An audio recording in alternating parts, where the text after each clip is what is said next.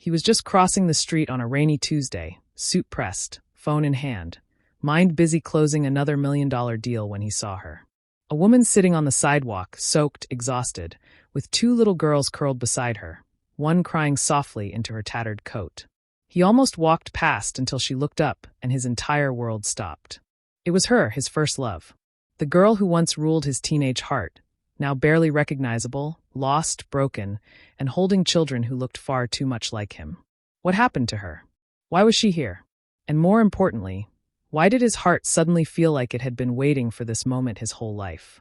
This isn't just a story of reunion. It's a story of regret, redemption, second chances, and a promise that love, no matter how long it takes, always finds its way back. Watch till the end because what he does next will leave you speechless. The streets of Crescent Hill glimmered under the morning sun, buzzing with the noise of expensive cars and people lost in their phones. But Gavin Monroe, one of the city's most elusive billionaires, walked alone, his thoughts miles away. He had just sealed a major real estate deal. Another zero added to his fortune. But lately none of it excited him. Not the applause, not the praise, not even the money. It all felt hollow. As he turned onto a quieter street, a shortcut he hadn't used in years, he slowed his steps. Something or someone caught his eye. A woman was sitting on the pavement, her back hunched, arms wrapped around two tiny girls. Her clothes were torn, her hair messy, and her shoes nearly falling apart. The girls, clearly twins, no older than 3, clung to her. One of them was crying softly, rubbing her teary eyes with dirt-smudged fingers. "It's okay, sweetheart," the woman whispered hoarsely, brushing the child's cheek with a trembling hand. "Mommy's going to figure something out. I promise." Gavin froze mid-step. That voice, that face. He blinked rapidly. For a moment, it felt like the world had tilted. That couldn't be her. He took a step closer, then another. The woman glanced up, and time shattered into 1,000 pieces. Janelle Rivers. The name slammed into his chest like a thunderbolt. The same Janelle who used to laugh at him in high school when he stuttered during presentations. The same girl he once loved from afar, only to be rejected again and again for the popular boys she surrounded herself with. But this woman, this Janelle, was nothing like the confident, untouchable girl he remembered. This Janelle looked broken. Her eyes widened when she saw him. Her cracked lips parted as if trying to speak, but no sound came out. Then, in a whisper so fragile it barely existed, she said, "Gavin." He nodded. Neither moved.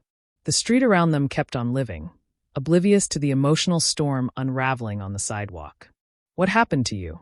Gavin's voice cracked with disbelief in something deeper. "Grief." Janelle lowered her gaze and hugged the girls tighter. "Life," she whispered. "Life happened." Just then, one of the girls tugged on her mother's sleeve and said, "Mommy, I'm hungry." Gavin's heart twisted. He looked down at the children, their cheeks sunken slightly, their eyes too tired for their age.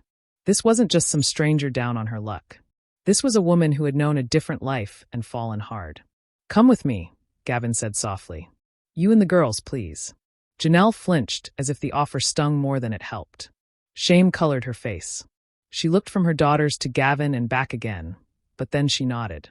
With trembling hands, she stood up. Gavin opened the backseat door of his sleek black SUV and helped them in. He felt the stares of bystanders burn his back. Why would a man like him be seen with someone like her? But he didn't care. Not now. The ride to Monroe Estate was silent. The twins sat clinging to each other in the back, their faces still streaked with dust and silent tears. Janelle sat beside them, her eyes distant as if she still couldn't believe what was happening. Gavin kept glancing at her in the rear-view mirror. Every time he looked, his chest tightened. They pulled into the long private driveway leading to a grand white brick mansion surrounded by perfectly trimmed hedges and fountains that sparkled like crystal in the daylight. Janelle's jaw clenched. "You live here?" she asked in a hushed tone, eyes wide. "I do now," Gavin replied quietly, stepping out of the car. A warm, elegant older woman greeted them at the door. "Mr. Monroe, is everything all right?" she asked, eyeing Janelle and the children with a mix of curiosity and concern. "This is Mrs. Eloise, my housekeeper," Gavin said gently. "Could you prepare something light for the girls?" Mrs. Eloise nodded. "Of course." Inside, the mansion was everything you'd expect. Marble floors, sweeping staircases, floor-to-ceiling windows that overlooked a lake. But Gavin noticed the way Janelle hovered close to her girls, eyes scanning the space like a soldier in enemy territory. You're safe here, Gavin said. You don't need to worry. She didn't answer. She just sat down slowly, arms still around the twins, who clung to her like vines. I'm not here to make you uncomfortable, Gavin continued, crouching beside her. I want to understand what happened after school. Janelle bit her lip, clearly torn. Her hands trembled again. I fell in love with the wrong person, she finally muttered. He left the moment he found out I was pregnant. I thought I was strong enough to raise the girls alone, but when the money ran out, so did the roof over our heads. She looked away, eyes glassy. We've been sleeping in bus stations, church basements, and then we had nowhere else to go. Gavin clenched his jaw to hold back his emotions. You shouldn't have had to go through that. I didn't know who else to turn to, she said. I burned all my bridges, including you. There was a pause. Then Gavin said something that surprised even himself. Well, maybe this is our second chance.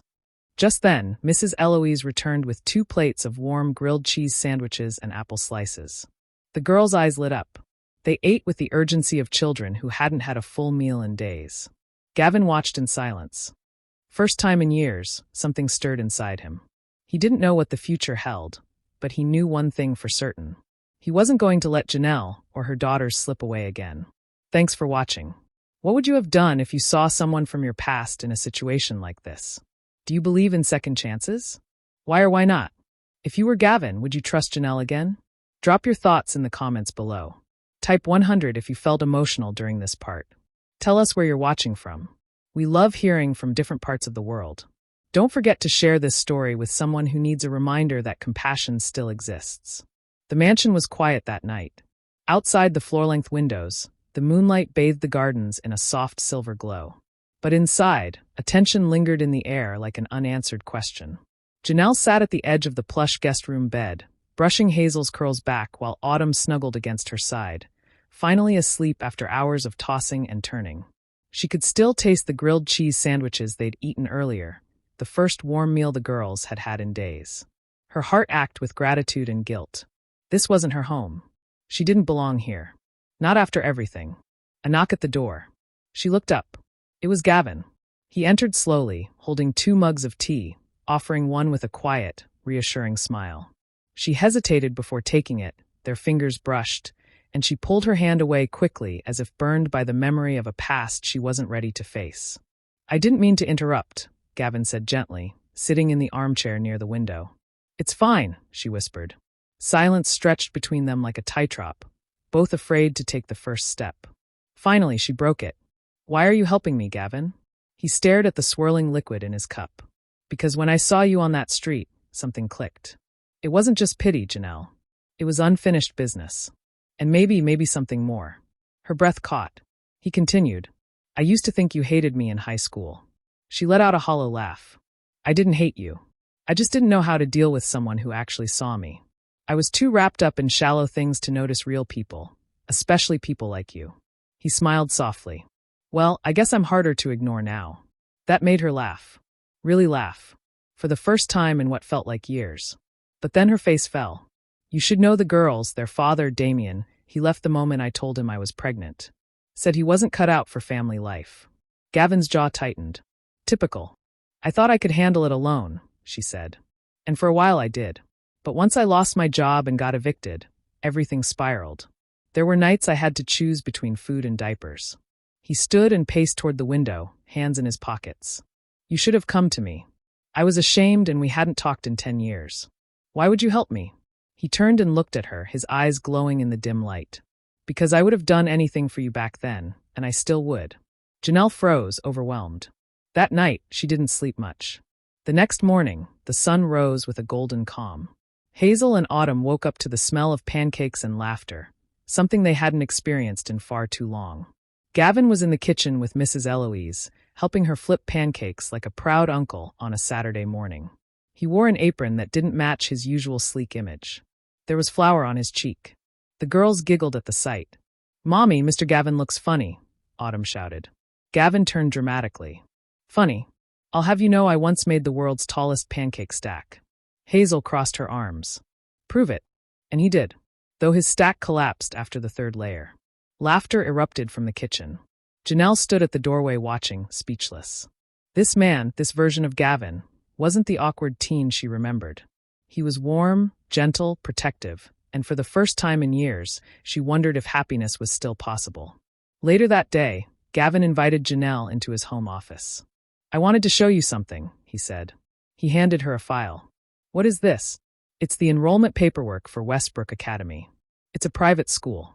Excellent teachers, therapy services, creative programs. I already made some calls. Hazel and Autumn can start next week." Janelle blinked, overwhelmed. "You did this without asking me." "I wanted it to be a surprise," he said. "But it's your choice. I thought they deserve better." Her fingers trembled as she held the file. Her voice cracked. "You've done more in 2 days than their father did in 3 years. Gavin hesitated. "Speaking of Damien," I asked around. Her stomach dropped. "Why?" she whispered. "Because you deserve closure, and so do the girls." "No," she snapped, backing away. "I don't want to dig that up. I don't care where he is. I don't want him near my daughters ever." Gavin stood still, nodding slowly. "I understand. I'll respect that." Janelle felt her knees wobble. She sat down, burying her face in her hands. "I'm just scared, Gavin. What if this doesn't last? What if they get used to this life, and I can't give it to them later?" "You won't have to do it alone anymore," he said firmly. "I'm here and I'm not going anywhere." For a long time, she sat in silence, and for the first time in her life, she allowed herself to believe him. Over the next few days, the house began to feel less like a stranger's mansion and more like home. The girls had their own room with twin beds and a canopy of fairy lights above. Janelle had clothes that fit her again. Even her laughter returned, soft at first, then full and real. One evening, while watching the girls paint in the garden, Gavin turned to her. "Janelle," he said, "I don't know where this is going, but I do know this. Seeing you again, having you here, it feels right, doesn't it?" She nodded quietly. "Do you think we'll ever get back what we lost?" she asked. Gavin looked at her, his voice low. "No, I think we'll build something better. Thanks for watching." We're Janelle. Would you let Gavin back into your heart after all those years apart? Let us know your answer in the comments. And if you're enjoying the story so far, type hope below to show your support. Weeks passed like pages, turning in a book neither Gavin nor Janelle wanted to close. Hazel and Autumn were thriving at Westbrook Academy. They came home every day brimming with excitement. Hazel with her glittery art projects. Autumn with her silly playground stories. The house echoed with laughter now. Real, full-bellied, healing laughter. One afternoon, Janelle stood at the stove stirring a pot of soup when Gavin walked in holding an envelope. His face was unreadable. "What's that?" she asked. "It's a letter from Damien," he said, handing it over. "He found my email through an old contact. He says he wants to meet the girls." The ladle clattered into the pot. Janelle froze. "I didn't respond," Gavin added quickly. "But I couldn't keep it from you." Her chest tightened. "After all this time, he doesn't get to just waltz in and play father." "I agree," Gavin said. "But I also know how much it hurts to carry unanswered pain." That night, Janelle couldn't sleep. She sat on the edge of her bed, staring at the letter. Damien's words were brief, almost too polite. No apologies, just a request. She looked over at her sleeping daughters, safe and warm. Then she made a decision. 3 days later, they met Damien at a quiet park. He looked older, thinner, distant. Hazel and Autumn clung to Janelle's hands. Damien tried to smile. "You've grown so much." Hazel tilted her head. "Do we know you?" Janelle knelt down beside them. "Girls, this is someone I used to know." Autumn frowned. "Why does he look nervous?"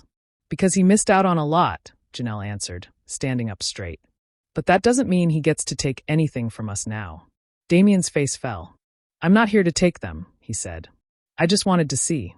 "You saw," Gavin said from behind. "Now walk away." Damien looked at Gavin, then back at Janelle. "You've changed." She nodded. "Yes. I found people who don't leave." And with that, she turned around, holding both her daughter's hands in hers. Damien didn't follow. That night, Gavin lit up the backyard with fairy lights and candles. He'd promised the girls a magic night, and he delivered. Hazel wore a makeshift tiara. Autumn danced in circles, and Janelle watched, arms crossed, overwhelmed with love. When the girls finally collapsed onto the outdoor bean bags, giggling beneath a blanket, Gavin walked over. "I think you're stronger than anyone I've ever met," he said softly. She looked at him, emotion tightening her throat. "I think I was just tired of surviving. I wanted to live." He took her hand. Then let's live together. Her heart thudded. He dropped to one knee. From his pocket, he pulled out a small velvet box. Janelle Harper, you were my first heartbreak, but you've also become my last hope. Will you marry me, not because I want to fix you, but because I want to grow with you? Tears blurred her vision. Yes, she whispered before tackling him into a joyful, breathless hug. The girls squealed from the bean bags. Ooh, they're kissing. Gavin laughed. Get used to it, ladies. 6 months later, the garden where their story rekindled was transformed into a fairy tale wedding. Hazel and Autumn wore white dresses with sunflower crowns. Gavin waited under an arch of ivy and string lights. And Janelle walked down the aisle glowing, carrying not just a bouquet, but baby Grace in her arms. Their vows were simple. I promise to never let you face the dark alone again, Gavin said. I promise to believe in love again because of you, Janelle replied. And when they kissed, the entire backyard burst into cheers, laughter, and the joyful ringing of wind chimes. Years later, Janelle would tell this story to Grace, curled up on the same garden bench where Gavin had once promised her a new beginning. And every time, she ended with the same words. Sometimes the people we lose become the reason we find who we're meant to be. What did you feel during this journey with Gavin and Janelle? Did their story touch your heart? If you loved it, comment 100 below to let us know. Also, where are you watching from? Drop your country name below. Like and subscribe the channel if you believe everyone deserves a second chance. Share this video to spread the message. Let's see how many hearts we can touch.